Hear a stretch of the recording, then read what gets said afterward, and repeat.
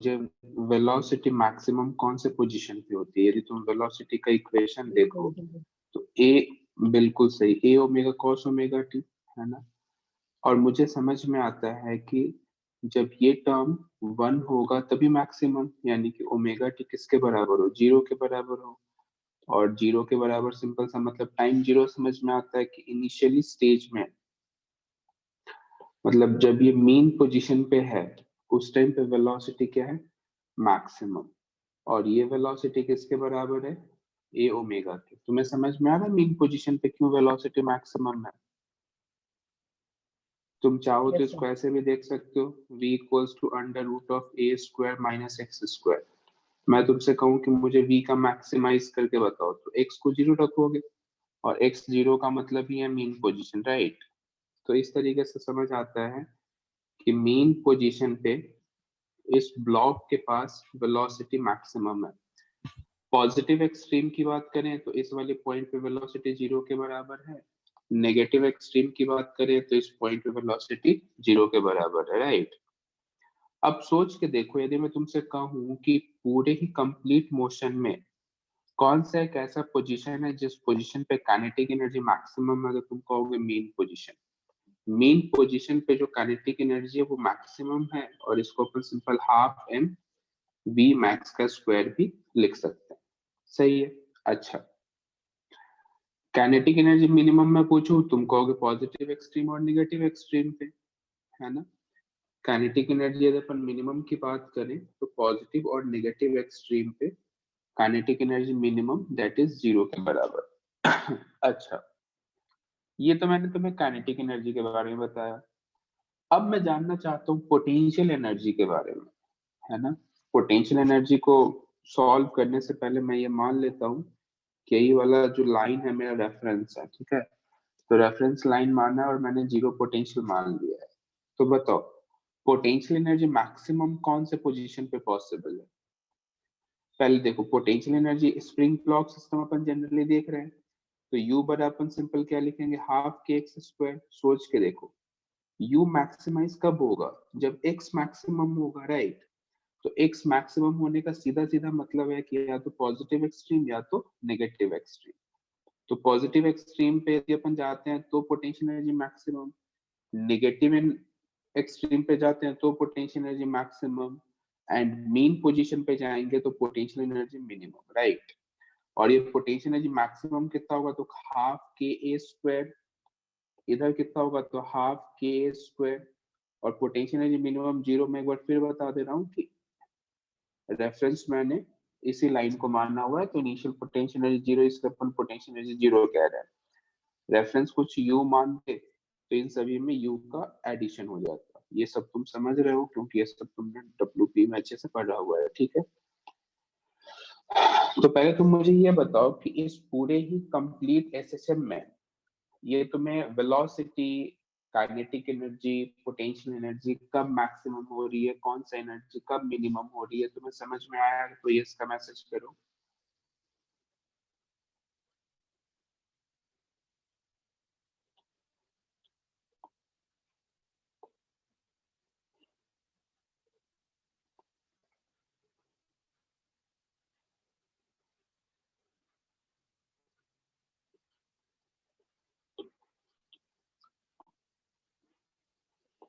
चलो कुछ पॉइंट और देखेंगे, पहले ये डायग्राम ड्रॉ कर लो अच्छे से। एनर्जी इन एसएचएम हेडिंग लिखते हुए ये कंप्लीट डायग्राम ड्रॉ करो।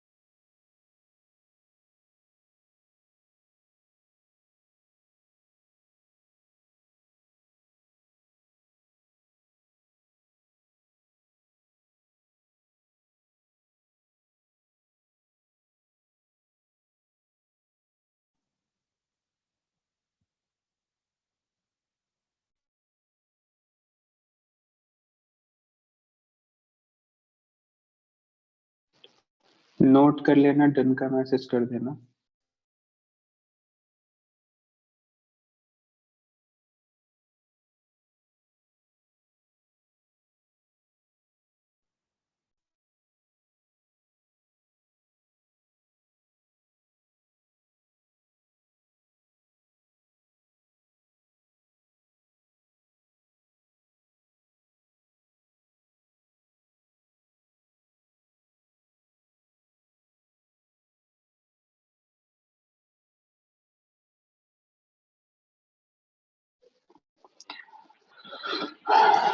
नोट कर लिए हो, एक बार डन का मैसेज कर दो।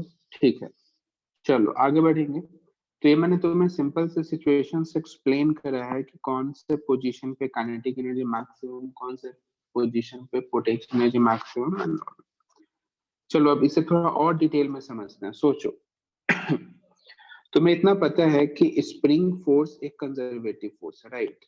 स्प्रिंग फोर्स एक कैसा फोर्स है? कंजर्वेटिव। अब यदि स्प्रिंग कंजर्वेटिव फोर्स है, इसका क्या मतलब है कि इस वाले फोर्स में जो भी वर्क डन होगा वो कंप्लीट रिकवरेबल होगा, जिसे अपन एक फॉर्म ऑफ एनर्जी से दूसरे फॉर्म ऑफ एनर्जी में कन्वर्ट कर सकते हैं। समझते हैं? देखो अभी यहाँ पे काइनेटिक एनर्जी मैक्सिमम है, राइट? पोटेंशियल एनर्जी जीरो है। बाद में अपन क्या देख रहे हैं कि कंप्लीट काइनेटिक जो है वो किस में कन्वर्ट हो गई है? पोटेंशियल में। और काइनेटिक कितना हो गया? जीरो। तो कहने का सिंपल सा मतलब है कि जैसे जैसे तुम इस तरफ जाओगे मीन पोजीशन से, जैसे जैसे तुम पॉजिटिव एक्सट्रीम की तरफ जाओगे, काइनेटिक एनर्जी लगातार कम होगी और पोटेंशियल एनर्जी लगातार बढ़ेगी, राइट? तो काइनेटिक एनर्जी का जो भी पोर्शन हो किस में कन्वर्ट हो रहा है? पोटेंशियल में।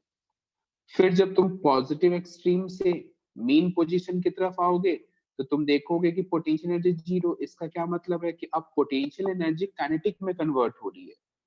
समझ रहे हो? फिर मीन पोजीशन से नेगेटिव एक्सट्रीम पे जाओगे तो तुम देखोगे potential kinetic energy potential energy में कन्वर्ट हो रही है।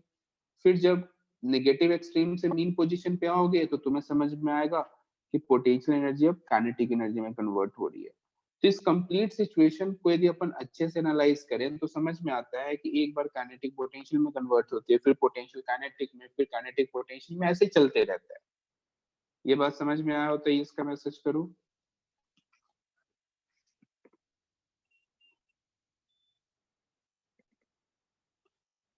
चलो आगे बढ़ेंगे अब।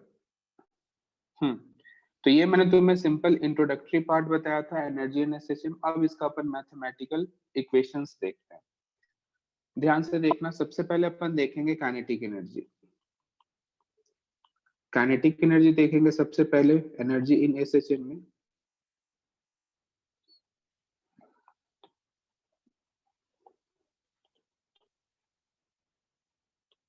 देखो इसमें case first, in terms of time,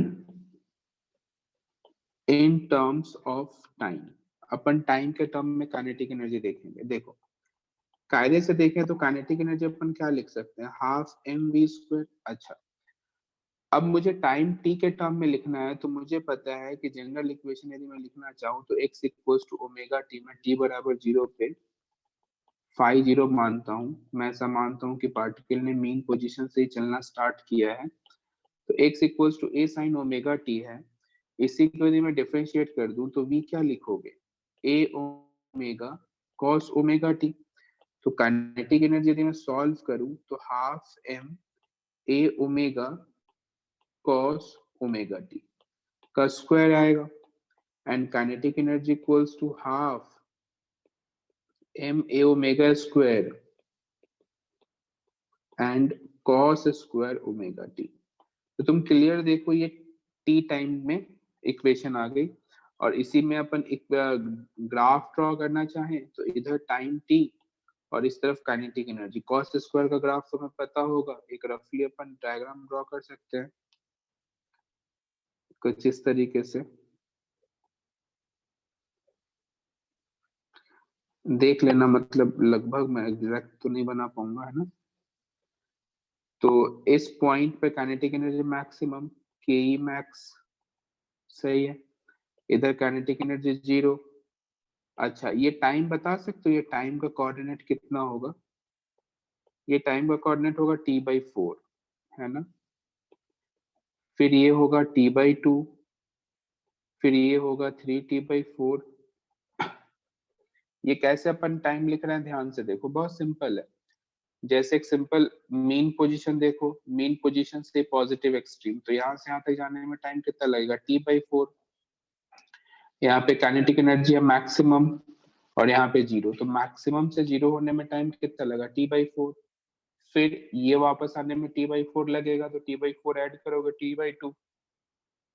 तो इस तरीके से अपन ने टाइम का कोऑर्डिनेट लिखा है। तो पहले तुम्हें ये बताओ, ये टर्म्स टी में काइनेटिक एनर्जी का एक्सप्रेशन समझ में आया हो तो यस का मैसेज करो। नोट करना, आज से 2 साल पहले इसी ग्राफ पे एक क्वेश्चन आया था, वो मैं बताऊंगा कौन सा ग्राफ पूछा था उन्होंने। 4 ग्राफ देके एक ऑप्शन टिक करने को बोला था, 2 साल पहले, 2 या 3 साल हो गया होगा शायद। तो एसएचएम से एक क्वेश्चन 100% कंफर्म मानो, टॉपिक ये काफी इंपॉर्टेंट है, आसान भी है।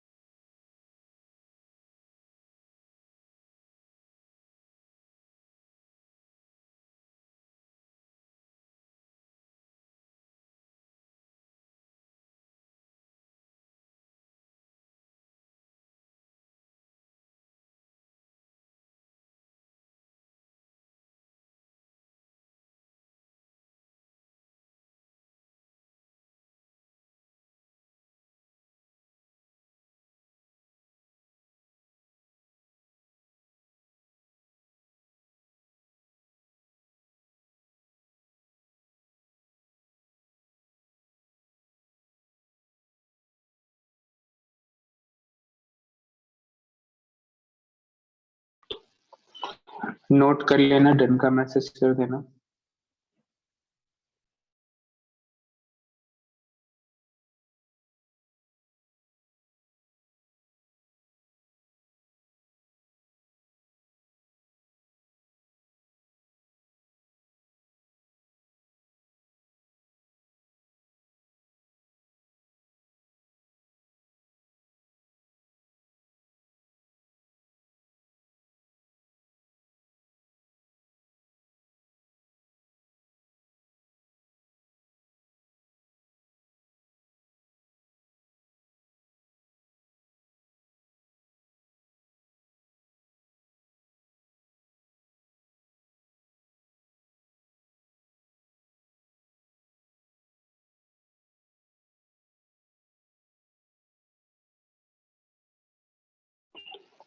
देखना, अब केस सेकंड देखेंगे इन टर्म्स ऑफ डिस्प्लेसमेंट।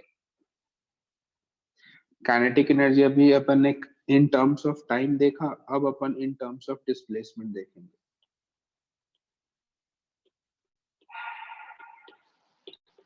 ध्यान से देखना, जैसा कि तुम्हें पता है काइनेटिक एनर्जी हाफ mv²। अब मुझे वेलोसिटी और x में कोई रिलेशन याद करना है और उसी को रिप्लेस करेंगे। तो एक वेल नोन रिलेशन अपने को याद है, v बराबर ओमेगा √a² - x²। याद होगा तुम्हें ये, बस सिंपल काइनेटिक एनर्जी की जगह रख दो हाफ m ω² a² - x²। अब इसके लिए यदि मैं ग्राफ ड्रॉ करता हूं, ध्यान से देखना ग्राफ, तो इस तरफ x है और इधर है kinetic energy, right. Downward parabola बनेगा, है ना, इस तरीके से कुछ। इधर का कोऑर्डिनेट -a,0 a,0 और इस पॉइंट पे काइनेटिक एनर्जी मैक्सिमम, और ये होगा कितना, हाफ ma ω² a²। एक बार नोट करना, डाउनवर्ड पैराबोला क्यों हुआ, क्योंकि x² का कोएफिशिएंट नेगेटिव है। समझ में आता है, ये मैथ्स का स्टूडेंट हो तो।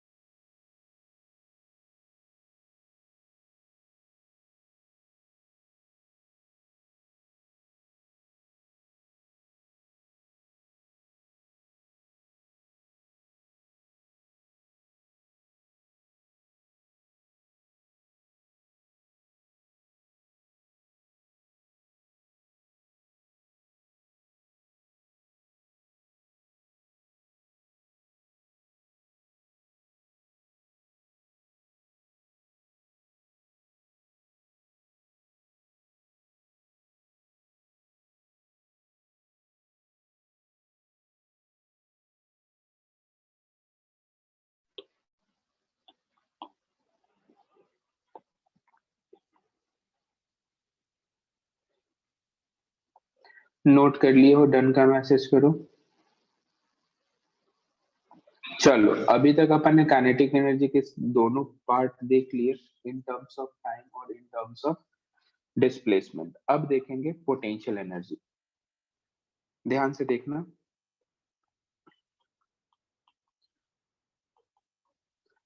पोटेंशियल एनर्जी,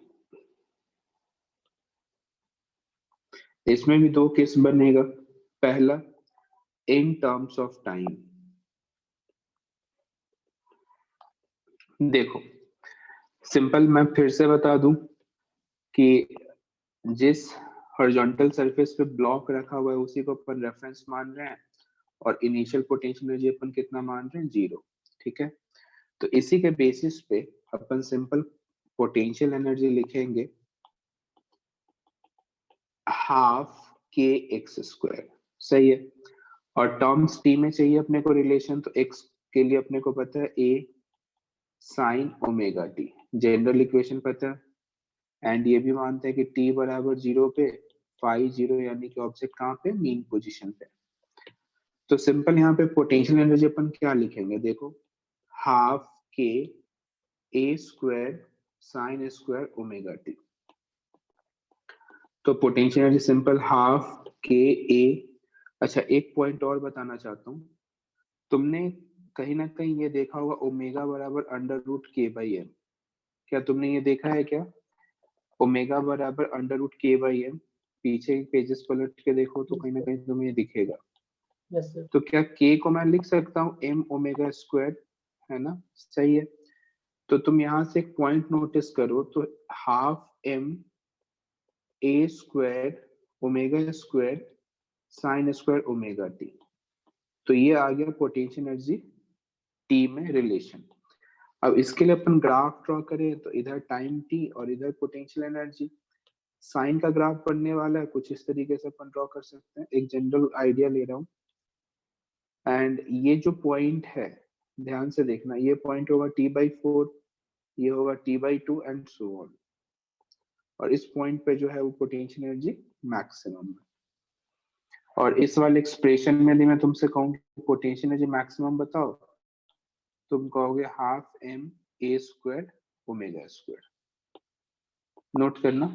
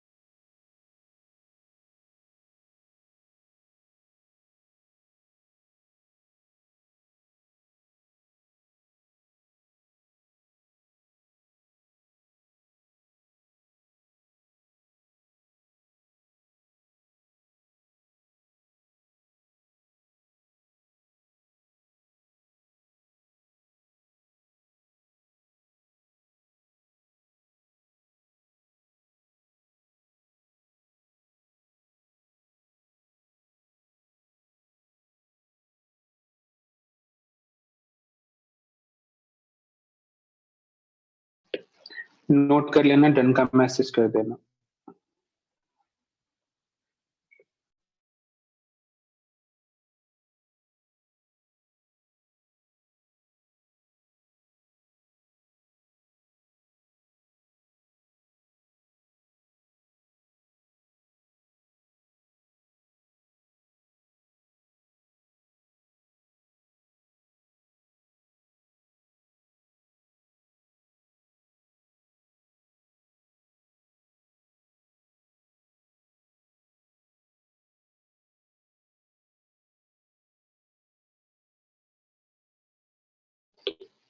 देखना case second in terms of displacement,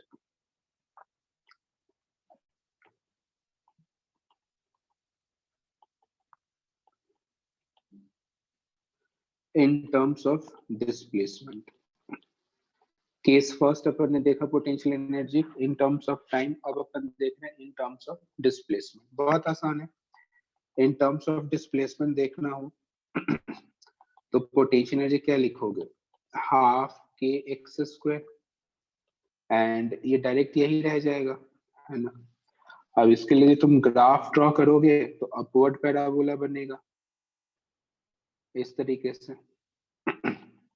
ये कोऑर्डिनेट a कॉमा 0, इधर का जो कोऑर्डिनेट होगा वो होगा माइनस a कॉमा 0, और इस एक्सिस पे है पोटेंशियल एनर्जी और इधर है डिस्प्लेसमेंट। और मैक्सिमम कितना है, तो सिंपल हाफ के एक्स स्क्वायर या half m omega square x square भी से लिख सकते हो। नोट करना, केस सेकंड है ये इन टर्म्स ऑफ डिस्प्लेसमेंट।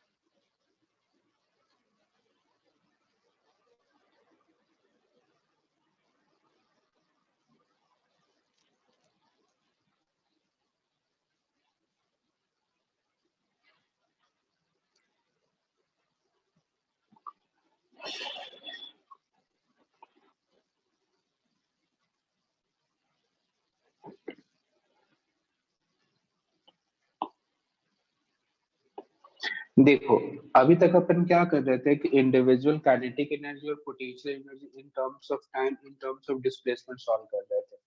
अब अपन टोटल एनर्जी सॉल्व करेंगे, है ना। टोटल एनर्जी ध्यान से देखना,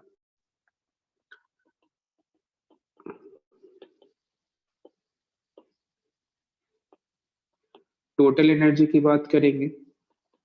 इसमें भी दो केसेस बनेंगे, इन टर्म्स ऑफ टाइम और इन टर्म्स ऑफ डिस्प्लेसमेंट। तो इन टर्म्स ऑफ टाइम की बात कर रहे हैं। देखो टोटल एनर्जी क्या लिखोगे बताओ, पीई प्लस के, है ना। और इन टर्म्स ऑफ टाइम यदि तुम दोनों एक्सप्रेशन को देखो तो एक में साइन का एक्सप्रेशन है और दूसरे में कॉस का एक्सप्रेशन है।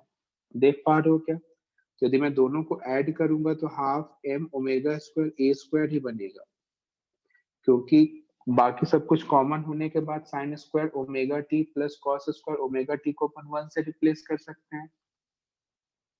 पेज पलट के देखो, kinetic energy in terms of time और potential energy in terms of time. तो एक में साइन का टर्म है, एक में कॉस का टर्म है, फिर दोनों को जब ऐड करोगे तो बाकी तो कॉमन निकल जाएगा, और sine square theta plus cos square theta कितना होगा 1। तो इस तरीके से मैं इन टर्म्स ऑफ टाइम में कह सकता हूँ कि टोटल एनर्जी जो है half M omega square A square के बराबर है, और ये इंडिपेंडेंट ऑफ टाइम है। इसका क्या मतलब है कि एसएचएम में टोटल एनर्जी ऑलवेज कांस्टेंट रहती है, वो टाइम पे डिपेंड नहीं करता है। ये बात समझ में आई हो तो यस का मैसेज करो।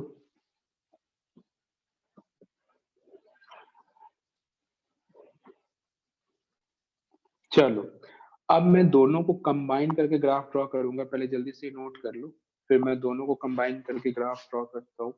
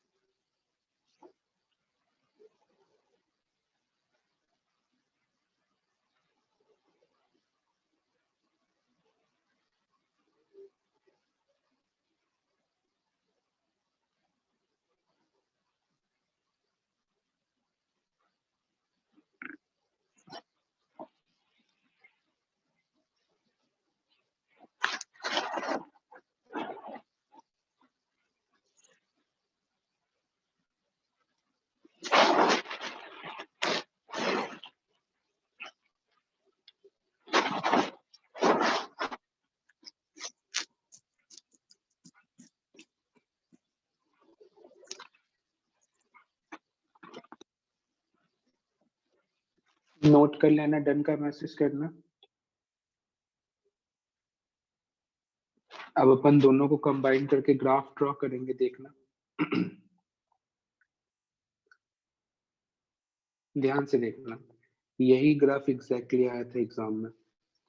यदि मैं साइन स्क्वायर का ग्राफ ड्रॉ करूं तो कुछ इस तरीके से बनेगा, एंड कॉस स्क्वायर का ग्राफ कुछ ऐसे बनेगा। सही है ना? और इन दोनों का समेशन एक स्ट्रेट लाइन होगा, क्योंकि अपन ने देखा कि ये टाइम पे डिपेंड ही नहीं कर रहा। तो ये रहा अपने पास टोटल एनर्जी, इधर एक्सप्रेशन टाइम का। मैं ये कह सकता हूं कि ये टोटल एनर्जी का ग्राफ है। सही है? और ये वाला जो पोर्शन है ये है अपने पास पोटेंशियल एनर्जी, और ये वाला जो है ये है अपने पास काइनेटिक एनर्जी। क्या तुम ग्राफ को देख के समझ पा रहे हो? क्या देखो, कुछ आइडिया लग रहा है ग्राफ को देख के? Yes sir. बस सिंपल अपन ने तीनों ग्राफ को एक ही में ड्रॉ कर दिया, काइनेटिक, Yes, पोटेंशियल और टोटल। तो एग्जैक्टली यही डायग्राम आया था, 4 डायग्राम दे के ऑप्शन पूछ लिया गया था।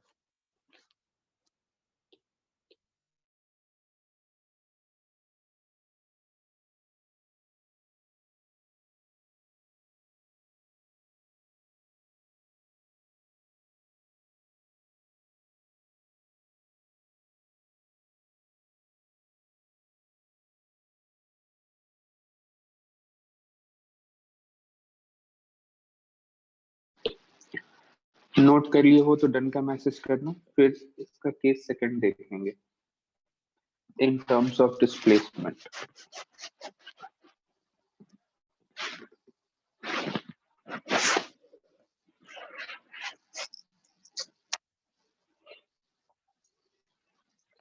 देखना, case second in terms of displacement.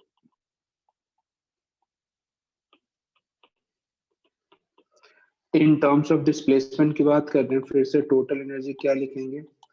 Potential plus kinetic. Potential का एक्सप्रेशन पता है, m omega square x square. Kinetic का पता है तो मैं एम ओमेगा स्क्वायर ब्रैकेट में ए स्क्वायर माइनस एक्स स्क्वायर। जब तुम इन दोनों को ऐड करोगे तो एक्स स्क्वायर वाला टर्म कैंसिल हो जाएगा और सिर्फ यही बचेगा। तुम फिर से देख सकते हो कि टोटल एनर्जी डिस्प्लेसमेंट पे भी डिपेंड नहीं करता। और अब इसे अपन ग्राफ से ड्रॉ करें तो देखो, एक इस पे अपने पास इस टाइप का ग्राफ था, एक था अपने पास डाउनवर्ड पैराबोला। सही है? और इन दोनों का समेशन है अपने पास टोटल एनर्जी। तो ये है total energy, and total energy की जगह सिर्फ एनर्जी लिखना चाहिए अपने को, है ना? पीछे वाले भी वाई एक्सिस पे सिर्फ एनर्जी लिख लो, सिर्फ एनर्जी। तो देखो इसमें कौन सा टोटल है? ये पहले वाला है टोटल एनर्जी, समझ रहे हो?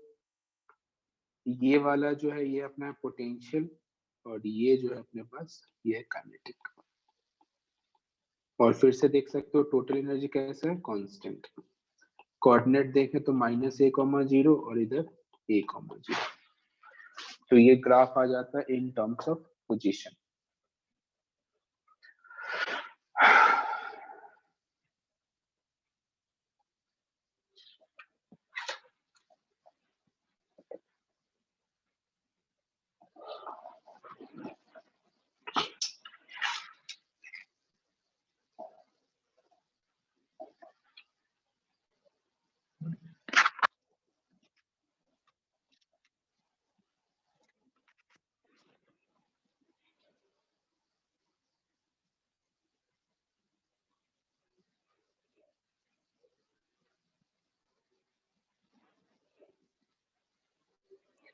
तो पहले मुझे ये बताओ, kinetic energy, potential energy, total energy in terms of displacement and position, ये तुम्हें अच्छे से समझ में आ गया हो तो यस का मैसेज करो। फिर इस पे अपन कुछ पॉइंट्स देखेंगे और कुछ क्वेश्चंस करेंगे।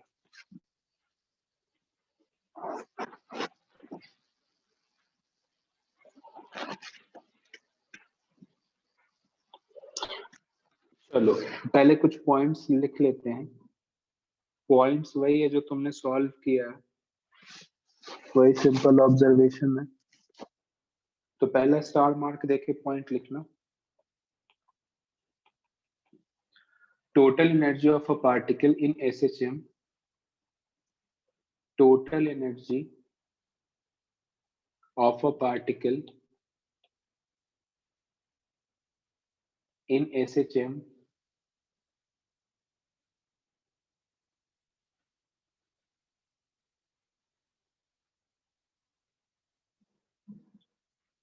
is same at all instant and at all displacement.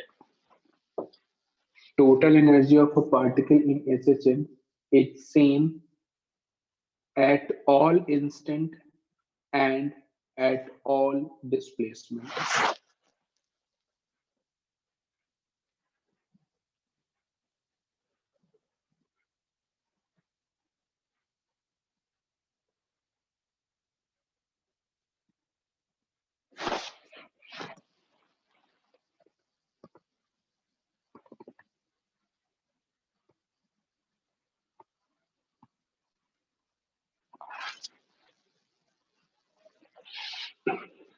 Next point, total energy depends upon mass, comma, amplitude and frequency.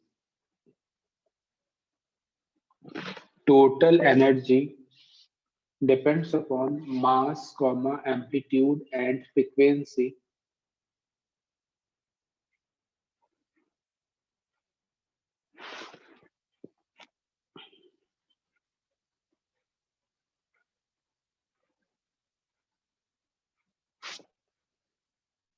Total energy depends upon mass, amplitude and frequency of vibration of the particle executing in SHM.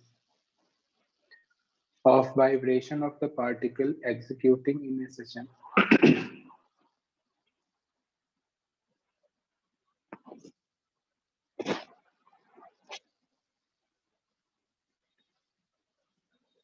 And third most important point,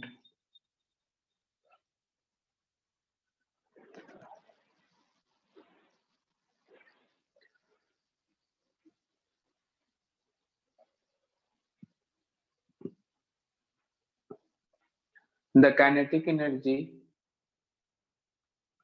is the periodic function of time. The kinetic energy is the periodic function of time period T by 2.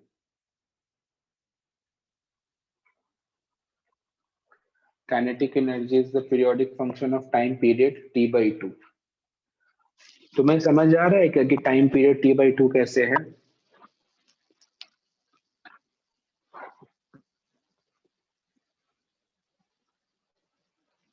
पहले एक point ये complete कर लो, the kinetic energy of periodic function of time period T by 2, and similarly potential energy is also the function of time period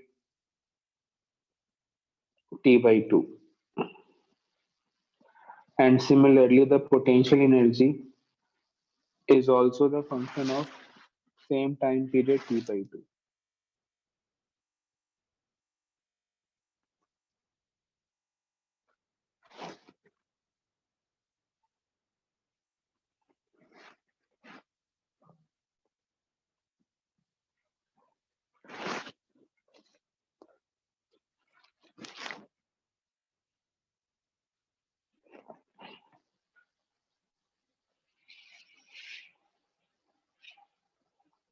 देखो ये time period T by 2 तुम्हें समझ में आया हो तो इसका मैसेज करो, नहीं तो फिर मैं एक्सप्लेन करता हूँ। देखो इसको बहुत सिंपल तरीके से समझ सकते हो। मेन पोजीशन पे काइनेटिक एनर्जी मैक्सिमम, जीरो और फिर मैक्सिमम।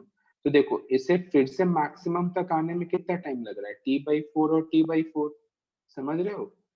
तो कहने का मतलब इसका टाइम पीरियड तो T/2 है, मतलब T/2 के इंटरवल में ही काइनेटिक एनर्जी अपने इनिशियल पोजीशन में वापस आ जाता है। इनिशियल पोजीशन कहने का क्या मतलब कि उसका इनिशियल स्टेज था हाफ mv² मैक्सिमम, राइट? तो T/2 टाइम के बाद फिर से मैक्सिमम एनर्जी गेन कर लेता है। तो कहने का सीधा सीधा मतलब है कि काइनेटिक एनर्जी का जो इस पर्टिकुलर टाइम पीरियड से अपन कंपेयर करें तो जस्ट आधा है। सेम पोटेंशियल के लिए भी है, तो ये अपने को पॉइंट ध्यान रखना है। चलो ये क्वेश्चन मतलब ये तीनों पॉइंट्स तो मैं समझ में आ गया हो तो ये इसका मैसेज करो, फिर अपन कुछ क्वेश्चन सॉल्व करना स्टार्ट करते हैं।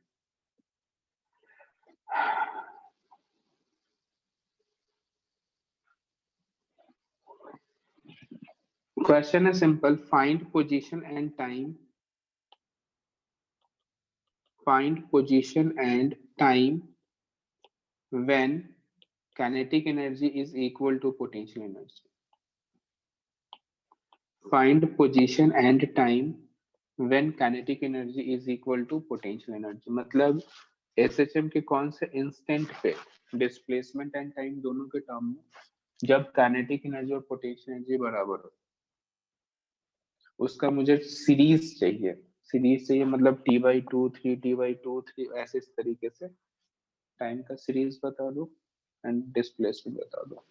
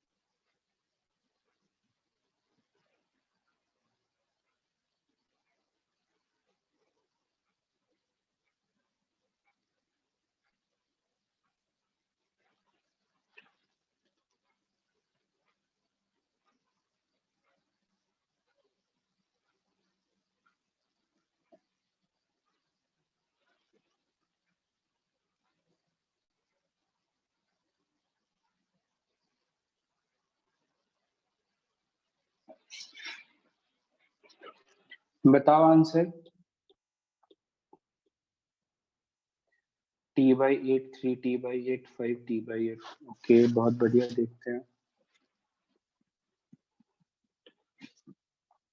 देखो बहुत सिंपल है, इन टर्म्स ऑफ टाइम की बात करें तो half M omega square A square sine square omega T किसके बराबर होगा? Half M A square omega square cos omega T, cos square omega T, इससे ये कैंसिल होगा और सिंपल लिखोगे tan square omega T equals to 1। तो यहाँ से आ जाएगा tan ओमेगा टी बराबर प्लस माइनस 1। तो ओमेगा टी को क्या लिखोगे? पाई/4 और एक लिख लोगे 3 पाई/4। मैं दो ही से सॉल्व करके आइडिया ले लूंगा, है ना। ओमेगा आ जाएगा 2 पाई/t इंटू टी इक्वल्स टू पाई/4 और 3 पाई/4। पाई से पाई कैंसिल करो और टी आ जाएगा यहाँ से सिंपल T/8 3T/8 और ऐसे सो ऑन। तो ये तुम्हें आंसर समझ आया हो तो ये इसका मैसेज करो, ये मैंने सिर्फ टाइम टी के टर्म में सॉल्व किया। जो कहा है वो अपन ने सॉल्व किया और सिंपल मैथमेटिक्स को सॉल्व किया उसके बाद।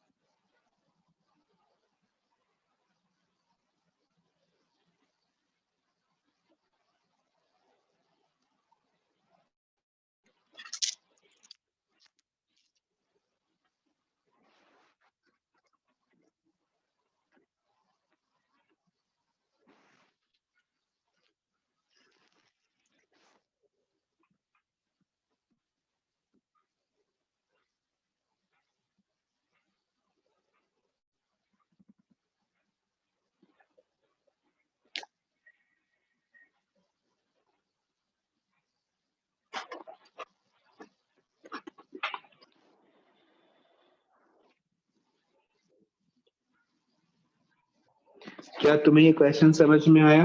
इन टर्म्स ऑफ टाइम टी, तो इसका मैसेज करो, फिर अपन पोजीशन वाला भी सॉल्व करेंगे।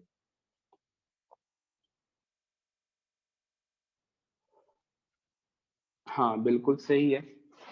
तो पोजीशन पे क्या करेंगे, तुम्हें ध्यान होगा कि पोजीशन के लिए अपन सिंपल लिखेंगे half M omega square x square, ये किसके बराबर होगा, half M omega square A square minus x square, बस इसी को सॉल्व करना है।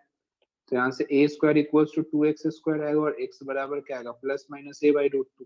खत्म, आंसर है। इसमें कोई सीरीज नहीं बन पाएगा क्योंकि सिंपल उसी पाथ को ही रिपीट करते रहता है। तो यहाँ पे सिंपल दो ही पोजीशन है, x equals to A by root two और minus A by root two. क्या तुम्हें ये क्वेश्चन के दोनों ही पार्ट्स समझ में आए हो, तो ये इसका मैसेज करो।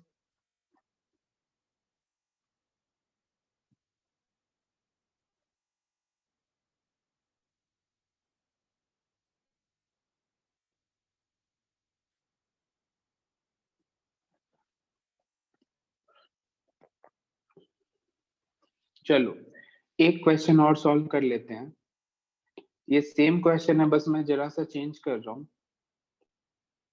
चेंजेस सिर्फ इतना है कि 3 times of kinetic energy potential के बराबर है। 3 times of kinetic energy potential के बराबर है। तो तुम्हें पोजीशन एंड टाइम कैलकुलेट करना है। क्वेश्चन में मैंने सिर्फ 3 times of kinetic energy equals to, पहले सिर्फ के इक्वल्स टू पी था, अब 3 टाइम्स ऑफ के बराबर पी के है। तो इसके लिए तुम्हें पोजीशन और टाइम कैलकुलेट करके बताना है। करो ट्राई।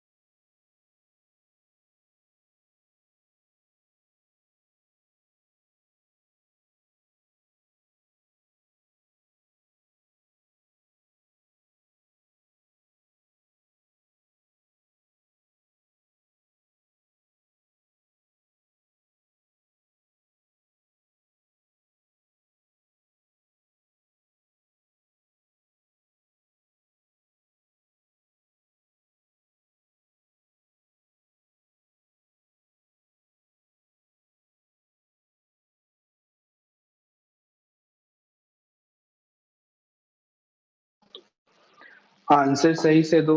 दो आंसर आए और दोनों डिफरेंट आंसर्स हैं। चेक करो कैलकुलेशन।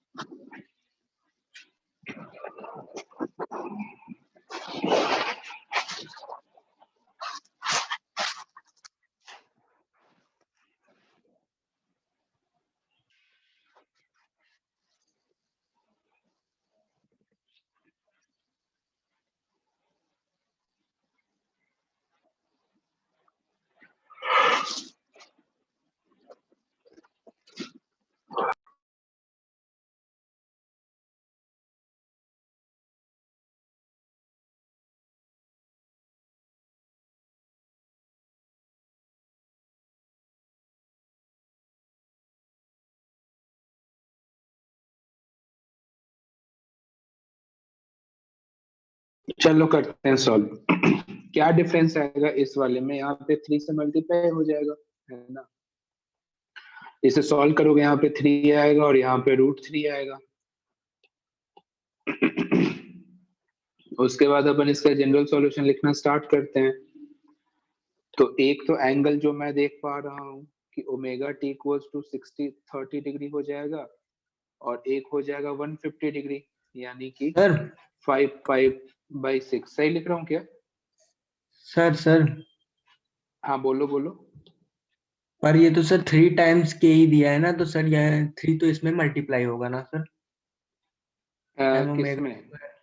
सर इसमें कॉस अच्छा स्क्वायर अच्छा, ओमेगा। ओके ओके, हाँ हाँ, मैंने शायद उल्टा लिखा हुआ था, मैंने ध्यान नहीं दिया। तो काइनेटिक एनर्जी सही है, तो ये √3 बनेगा। देखना, तो ये सिंपल यहाँ पे 3 बनेगा, उसके बाद नीचे वाले एक्सप्रेशन में √3, तो ये आएगा 60 डिग्री, फिर आएगा 120 डिग्री, राइट। बस ओमेगा की जगह 2π/t रख लो, बस सॉल्व कर लेंगे, पाई से पाई कैंसिल, एंड t बराबर आएगा t/6, और इधर आएगा t/3, and dot dot dot. देखो, तो यही आंसर है क्या कि कुछ मिस्टेक किया हूं मैं? काइनेटिक एनर्जी में कॉस आता है तो कॉस में 3 से मल्टीप्लाई होगा, बिल्कुल सही बात है। तो tan स्क्वायर 3 के बराबर, तो tan ओमेगा स्क्वायर √3 यानी कि 60 डिग्री, तो π/3, 120 degree, 2π/3, and dot dot dot, तो t/6, t/3 सही है। देखो, क्या तुम्हें समझ में आया है? तो यस का मैसेज करो इन टर्म्स ऑफ टाइम।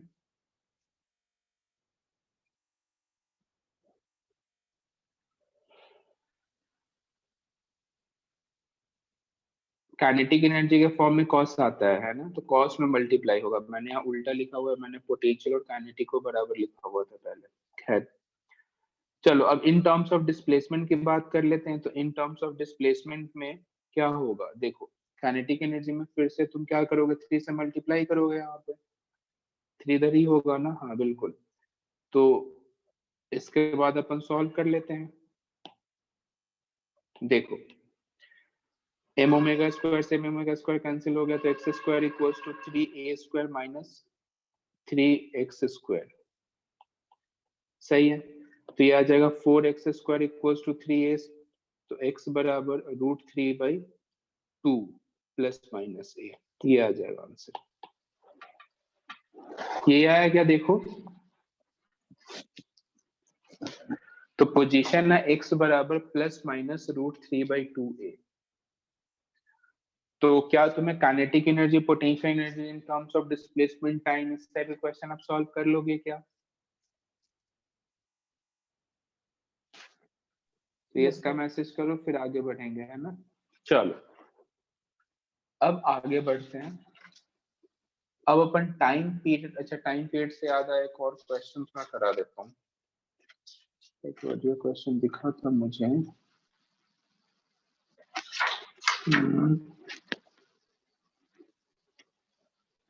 चलो उसको एंड में कराएंगे, फिर क्वेश्चन कराएंगे। हेडिंग लिखो, calculation of time period.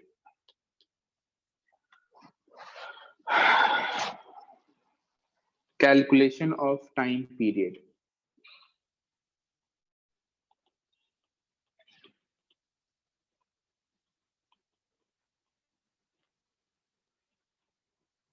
And सबसे पहले अपन फोर्स मेथड देखेंगे, ठीक है।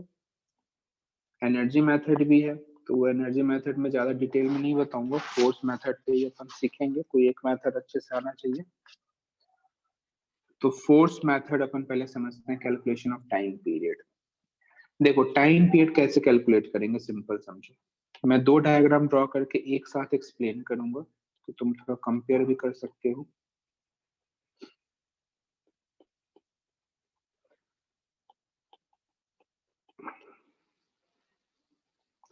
ध्यान से देखना, 2 सिचुएशन दिख रहे हैं, स्प्रिंग कांस्टेंट K, मास m, दोनों के लिए गिवन है। सिंपल, सबसे पहले तुम्हें ना मीन पोजीशन आइडेंटिफाई करना है। तो जैसा कि तुमने सीखे हुए हो पहले कि मीन पोजीशन अपन उस पॉइंट को कहेंगे जहां पे एफ नेट 0 के बराबर है। तो तुम देखो एफ नेट 0 तो यहीं पे है जब स्प्रिंग में कोई इलोंगेशन नहीं है पहले वाले डायग्राम के लिए। दूसरे वाले डायग्राम के लिए मैं देखूं तो दूसरे वाले डायग्राम में मीन पोजीशन क्या होगा, ऊपर की तरफ एक के एक्स नॉट का फोर्स लग रहा होगा, नीचे एक एम जी। तो जब के एक्स नॉट एम जी के बराबर होगा तो उस टाइम पे एक्स नॉट हो जाएगा एम जी बाई के। तो कहने का मतलब नेचुरल लेंथ से एम जी बाई के नीचे दूसरे डायग्राम के मीन पोजीशन होगा, दूसरे डायग्राम का मीन पोजीशन होगा। तुम्हें ये समझ में आया हो तो इसका मैसेज करो। इसका मीन पोजीशन कहाँ पे होगा, नेचुरल लेंथ पे होगा पहले वाले केस के लिए। दूसरे वाले केस के लिए नेचुरल लेंथ से एम जी वाई की डिस्टेंस जब तुम नीचे जाओगे तो तुम्हें मिलेगा मीन पोजीशन। क्योंकि मीन पोजीशन का सिंपल सा मतलब है कि उस ब्लॉक पे लगने वाला नेट फोर्स 0 के बराबर होना चाहिए। और 0 सिंपल यहाँ पे एम जी और के एक्स बैलेंस होगा और यहाँ पे तो कुछ भी बैलेंस नहीं होगा पहले वाले डायग्राम में, क्योंकि यहाँ पे कोई फोर्स ही नहीं लग रहा। चलो, तो ये अपन ने मीन पोजीशन कैलकुलेट किया। उसके बाद का स्टेप, उसके बाद क्या करना है कि तुम्हें ब्लॉक को एक्स डिस्टेंस डिस्प्लेस करना है और जिस डायरेक्शन में तुम डिस्प्लेसमेंट करोगे उसी डायरेक्शन में तुम नेट फोर्स सॉल्व करोगे। जैसे मैंने यहाँ पे एक्स डिस्प्लेस करा तो इस ब्लॉक के लिए जब मैं एफबीडी ड्रॉ करूंगा तो रिस्टोरिंग फोर्स जो के एक्स है वो पीछे की तरफ लगेगा, राइट। तो यदि मैं सिंपल कहूं कि मेरे पास ना रिस्टोरिंग फोर्स बताओ, यहाँ पे एफ एस कर दो। हाँ, यदि मैं तुमसे कहूं कि रिस्टोरिंग फोर्स बताओ और उसी डायरेक्शन में बताओ जिस डायरेक्शन में अपने डिस्प्लेसमेंट किया, तो तुम कहोगे डिस्प्लेसमेंट तो मैंने प्लस एक्स में किया एंड फोर्स किधर लग रहा है माइनस एक्स में, तो एक ऑलरेडी माइनस साइन आ जाएगा, समझ रहे हो। और रिस्टोरिंग फोर्स को एम ए लिखेंगे और यहाँ पे आएगा माइनस के एक्स एंड ए बराबर आएगा minus k by m into x. And अपने को पता है कि ए डायरेक्टली प्रोपोर्शनल होता है नेगेटिव ऑफ ओमेगा स्क्वायर के। तो जब अपन इससे कंपेयर करेंगे तो ओमेगा के जगह अपन सिंपल के बाई एम रखेंगे और टाइम पीरियड आ जाएगा 2 पाई अपॉन ओमेगा। तो ओमेगा यहाँ से के बाई एम की जगह एम बाई के आ जाएगा। तो ये आ गया टाइम पीरियड पहले वाले डायग्राम के लिए। पहले वाले डायग्राम के लिए तुम्हें सब सिचुएशन अच्छे से समझ आ गया हो तो ये इसका मैसेज करो पहले डायग्राम के लिए।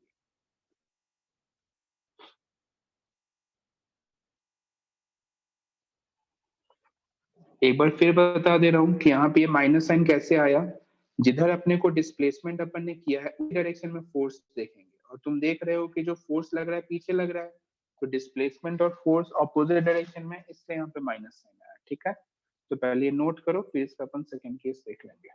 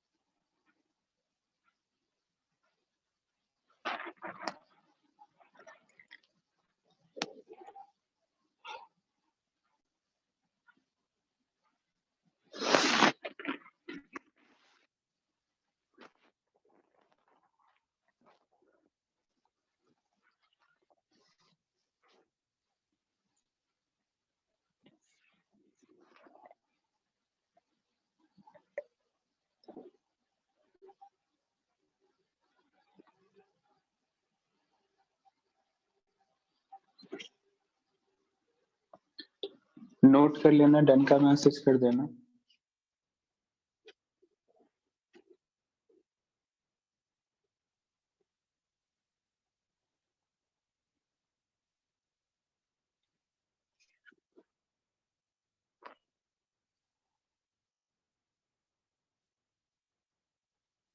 कोई से स्टेप में डाउट हो तो माइक ऑन करके पूछ भी सकते हो तुम।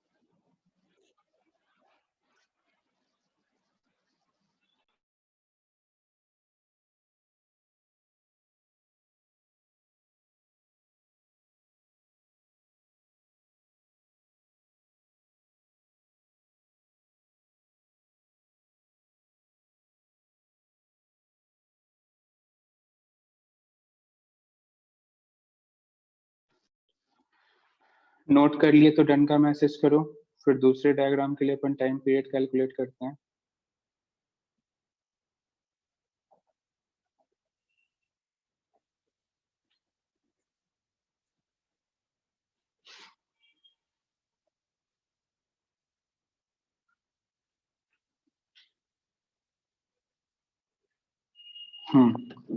देखना, दूसरा डायग्राम देखते हैं अपन,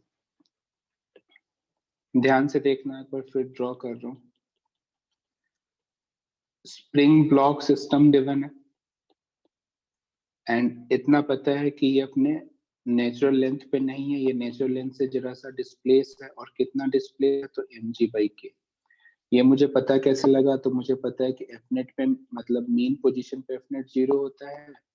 तो जब मैंने ब्लॉक के लिए एफबीडी ड्रॉ किया तो ऊपर kx0 लगा और नीचे mg लगा, तो kx0 mg के बराबर होगा, और यहाँ से अपने को x0 पता लगा है mg/k के बराबर। ये सिंपल। और इस पॉइंट पे नेट फोर्स 0 है, तो इस पोजीशन को अपन मीन पोजीशन कहेंगे। ठीक है, अब मैं क्या करूंगा, ब्लॉक को एक डिस्प्लेसमेंट दूंगा। सपोज मैंने y डिस्प्लेसमेंट दिया, y वर्टिकल है इसलिए y यूज कर रहे हैं, बाकी कोई दिक्कत नहीं है। तो y जब अपन ने डिस्प्लेसमेंट दिया तो इस ब्लॉक पे अपन एफबीडी ड्रॉ करें तो ऊपर की तरफ क्या लगेगा, k x0 प्लस y, नीचे क्या लगेगा mg, और मुझे पता है कि रिस्टोरिंग फोर्स उधर ही देखना है जिधर अपन ने डिस्प्लेसमेंट किया, राइट। तो यदि मैं एफ आर लिखना चाहूं तो क्या mg माइनस के x0 प्लस y लिखूंगा, क्या बोलो जल्दी से। यदि मुझे एफ आर लिखना होगा तो mg माइनस के x0 प्लस y लिखूंगा क्या, क्योंकि अपने को एफ आर तो उसी डायरेक्शन में लिखना है जिधर अपन ने डिस्प्लेसमेंट किया है, और डिस्प्लेसमेंट के डायरेक्शन में mg है तो mg को अपन ज्यादा मानेंगे।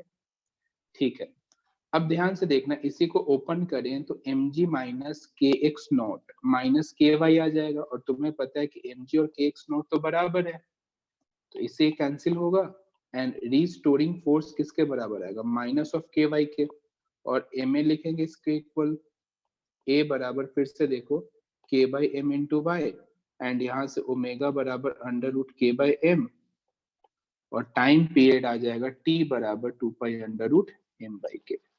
तो मुझे समझ में आ रहा है कि दोनों केस के लिए टाइम पीरियड क्या है, सेम।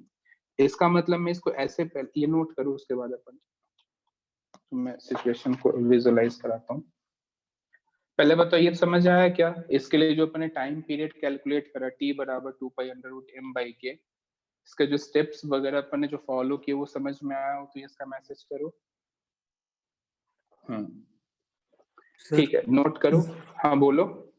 तो ये y जो है वो डिस्प्लेसमेंट है क्या? हाँ, जो अपन ने एडिशनल डिस्प्लेसमेंट कराया है, क्योंकि अपने को पता है ना कि टाइम पीरियड कैलकुलेट करना है तो एक एडिशनल डिस्प्लेसमेंट कराना होता है, तो वही एडिशनल डिस्प्लेसमेंट। Yes sir. पिछले वाले में अपन ने x कराया था, इस तरह अपन ने y करा लिया। y इसलिए लिया क्योंकि वर्टिकल डायरेक्शन में, इसलिए x लेना सही नहीं लग रहा था, इसलिए y ले लिया। ठीक है,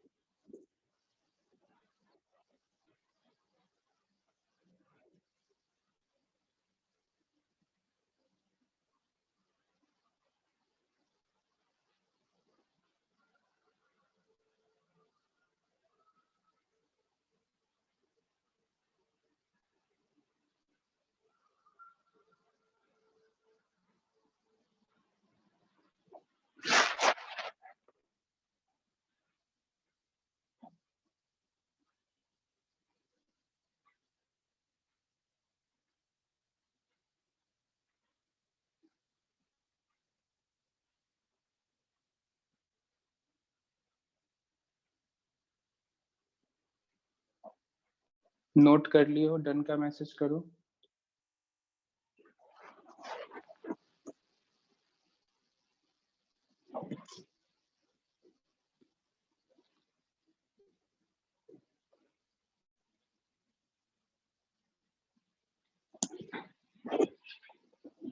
देखो अब मैं डायग्राम कम से कम 3-4 डायग्राम ड्रॉ करूंगा और 3-4 डायग्राम को देख के अपन आंसर लिखेंगे। ध्यान से देखना।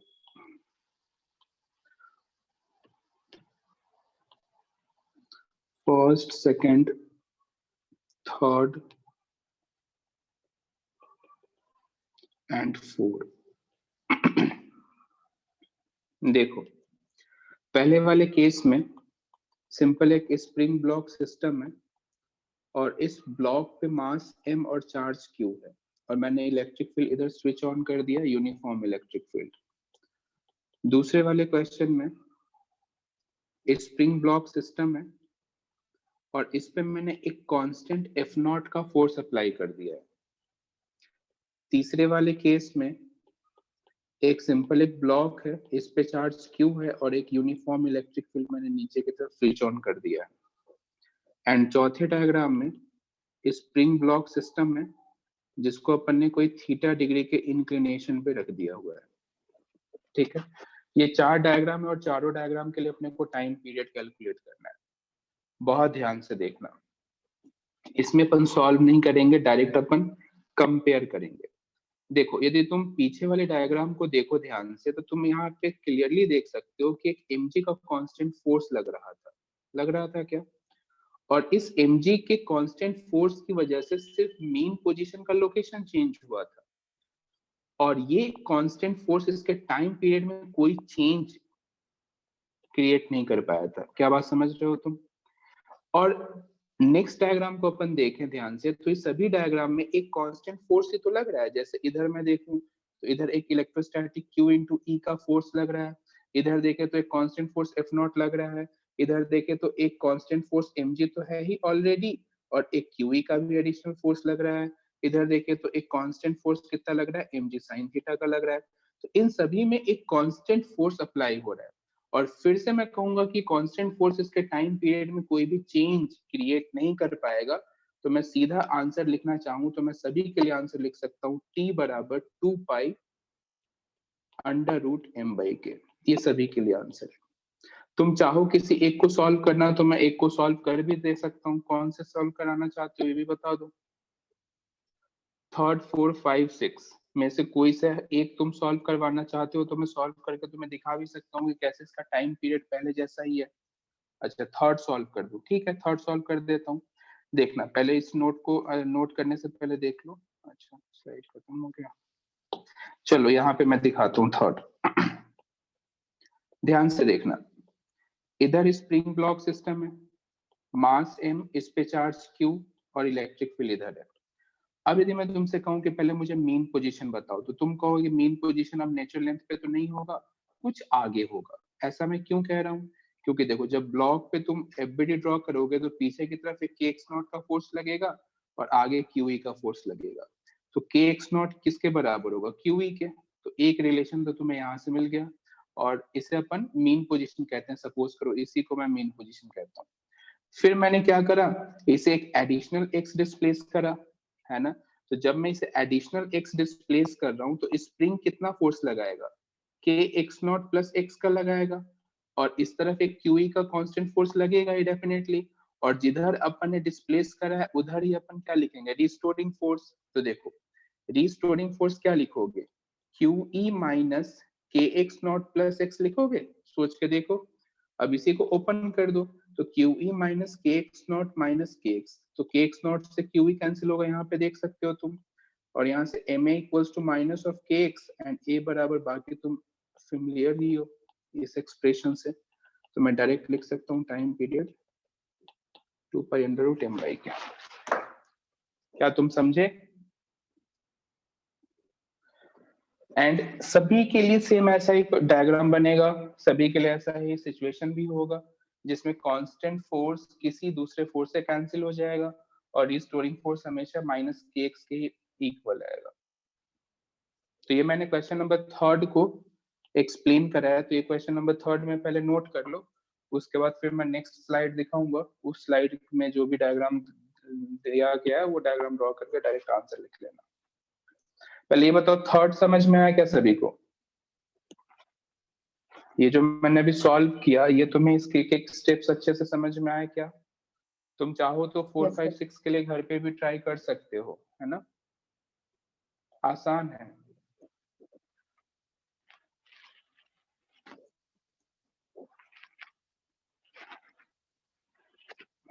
ठीक है, नोट कर लो जल्दी सर। और आज मैं इस पे बेस्ड होमवर्क ग्रुप पे पोस्ट करूंगा, तो वो होमवर्क तुम्हें करना है। SHM 60% तो हो गया, तो अब अपना होमवर्क बन सकता है इस पे।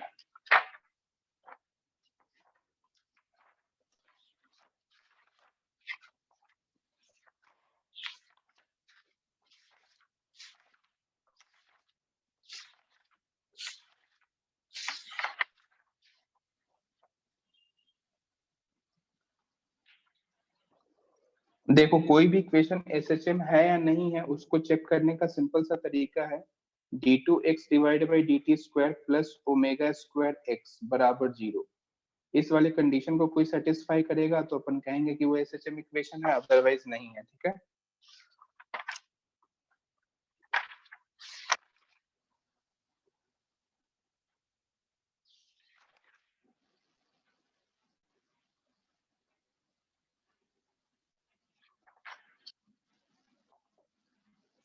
QE क्या है, Q चार्ज है, E इलेक्ट्रिक फील्ड है। Q चार्ज है और E इलेक्ट्रिक फील्ड है, E इलेक्ट्रिक फील्ड यूनिफॉर्म है।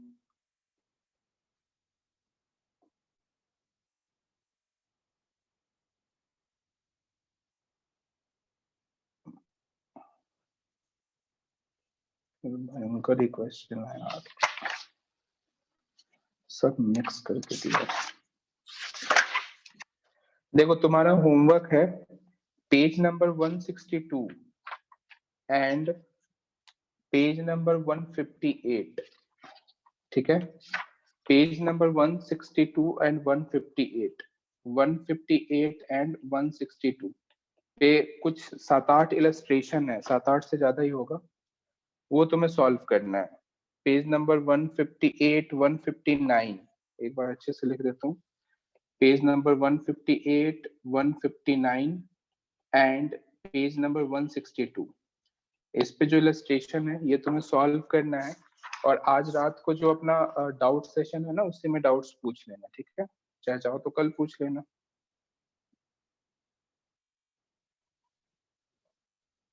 Thank you. क्या ये नोट कर लिए क्या? तो मैं नेक्स्ट डायग्राम दिखा दूं तुम्हें। हाँ, ये नोट कर लो जल्दी से एक बार।